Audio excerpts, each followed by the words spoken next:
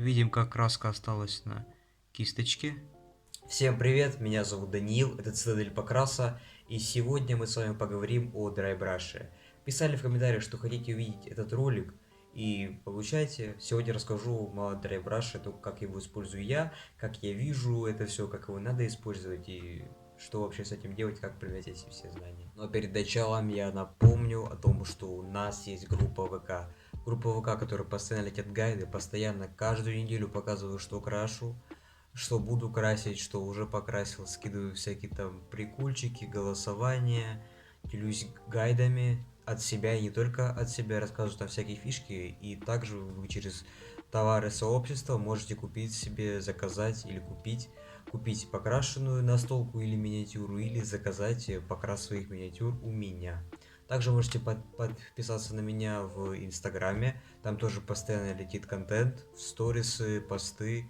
В общем, жду вас по ссылочкам в описании, а мы начинаем. Так, ну начать нам, конечно, надо с кисточек.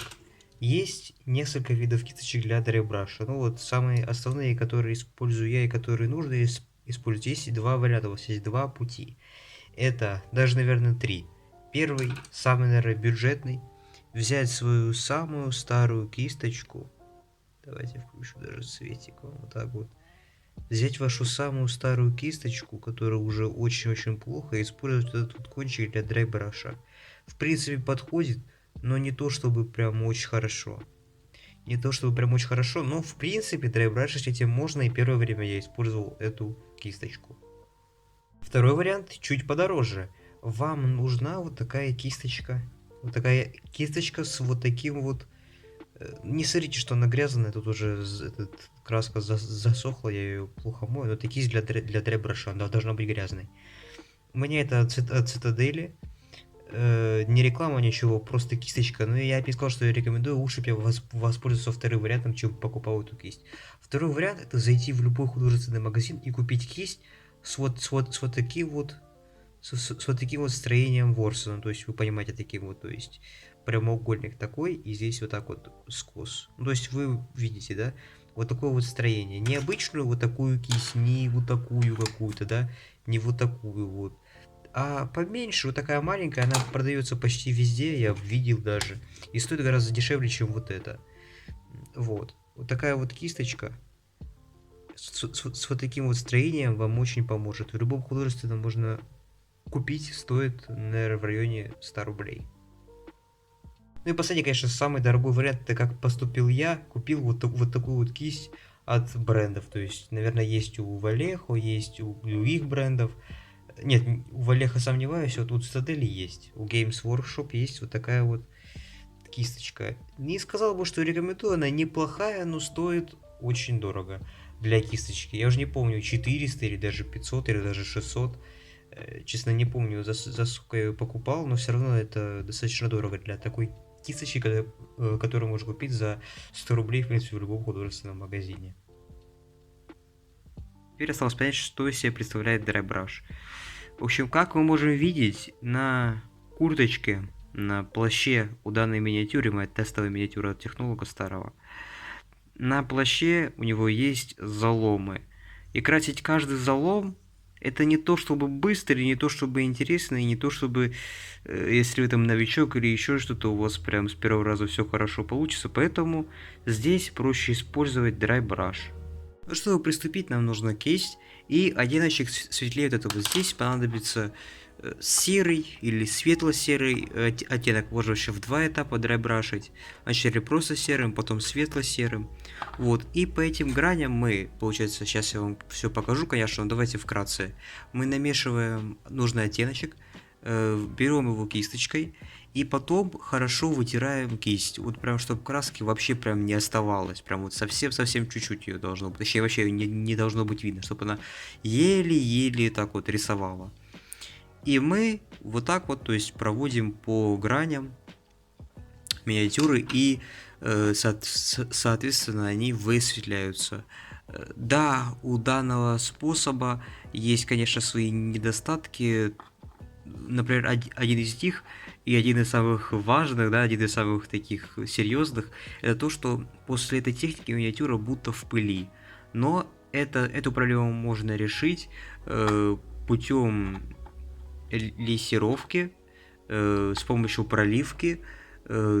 Давайте поставьте видос, напишите в комментариях, если вам интересно. Я сниму видос, как доделать как довести ваш драйбраш до ума. Потому что если буду снимать в этом ролике, то получится слишком длинный ролик. Поэтому пишите в комментариях, ставьте лайки, я пойму, что вам интересна данная тема, и сниму видос про то, как реально вот сделать нормальный драйбраш, чтобы без пыли и все было четко у вас. Так, вне кадра я добавил немножко краски, теперь осталось время. Настало время смешать ее. Да, немножко водички.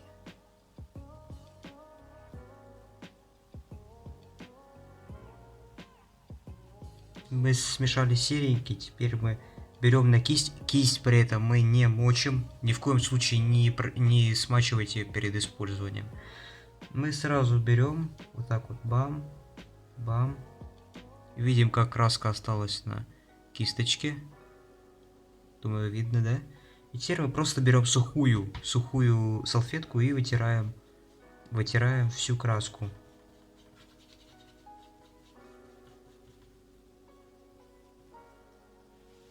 Вот, я думаю, этого достаточно. Теперь мы берем и вот так вот по всем граням. Давайте поближе. Так, мешает.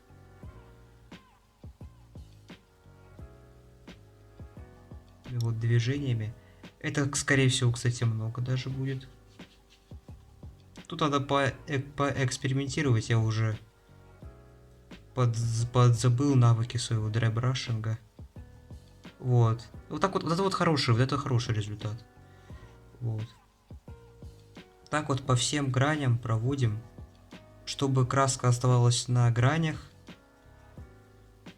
Только на гранях. Вот.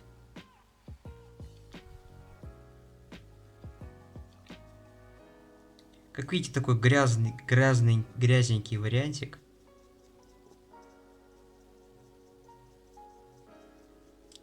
И просто вытираем вот так вот кисточку, так скажем, да, а миниатюру. И в принципе здесь уже неплохо.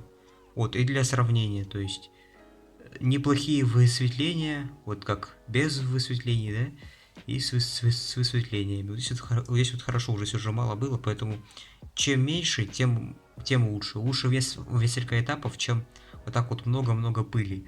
И вы можете заметить, так, и вы можете заметить, что, во-первых, кисточка сама очистилась. Ну, то есть она более-менее чистая стала. Все равно еще надо помыть, но все же. И давайте приблизим, посмотрим. Видите, да, осталась такая как будто пыль. Как будто пыль. Но это нормально. Я опять же повторюсь, что сниму вам видосик, если попросите, если захотите, если проявите активность под этим. Сниму видосик, как убрать эту пыль, и так, чтобы драйбраш был, и то есть такая несложная техника, и чтобы пыли не было. Вот такой вот результат мы с вами получили.